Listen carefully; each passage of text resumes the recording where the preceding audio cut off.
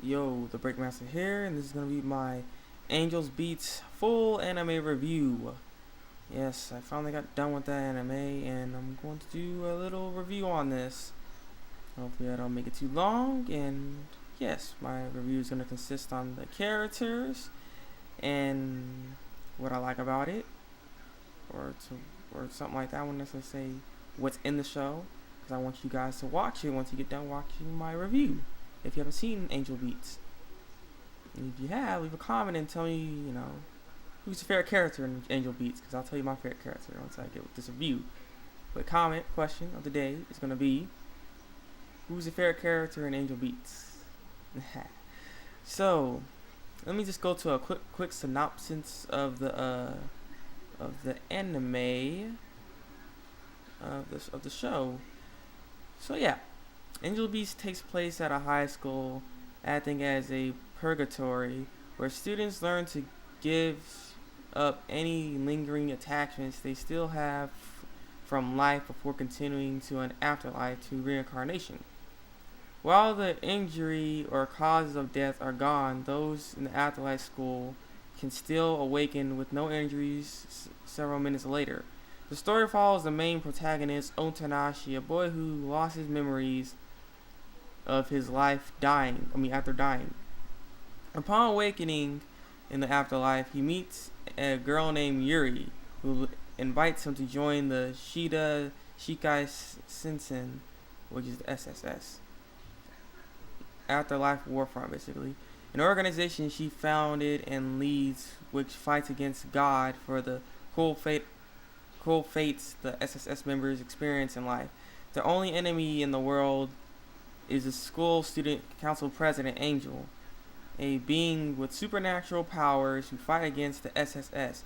Yuri believes that anyone who follows Angel's orders and behaves like a normal student at the school will eventually disappear and pass on. However, those who fulfill their dreams in the afterlife will pass on as well. This is just a big synopsis of the story. Basically, if you didn't really understand what I was saying when I was reading this, basically people in this anime are dead, and some have their memory, like most of them have their memory, but Otanashi doesn't have his memory of how he died, and to why he's even over there in that world. And it's actually uncommon in that place to even not have your memory. So yeah, Otanashi was weird like that, and yeah, so everyone has their memories, and if they reawaken their memories and they're okay with how they live their lives, or they feel okay about how they lived from before they died, then they can descend basically and be gone. They're not gonna be alive anymore in that world, and they'll actually just be dead afterwards, which is what happens. And so the group that the Afterlife Warfront is fighting against that kind of stuff, because they don't want to disappear. And they're trying to fight against God, and then they're trying to figure out why this world's like this and what's going on with it and everything like that. So the main characters of this show is Yuzuru Otanashi, and the main girl character in here is Yuri Nakamura, and she's a leader of that little guild that she got. They call her Yuripi for some reason, as a guild leader name. And then you got Angel, and her real name is Kaneda Tachibana. And she's the girl that they fight throughout most of this anime until something happens. And then we got the members of the guild, which is Haruke Hinata, which you'll see in the first episode. He gets really friendly with Otanashi. And then Tanamatsu. And then you got Noda. You got Shina, Yuza, Fukamaki, TK, freaking awesome! I like that character. He's my favorite character in the show. Freaking, I don't even know what it is what about him. I don't even know how he even. Well, never mind. I don't say that. See, let's spoiler. But yeah, he's my favorite character. He's freaking funny. You'll like him if you watch the show. It's really funny.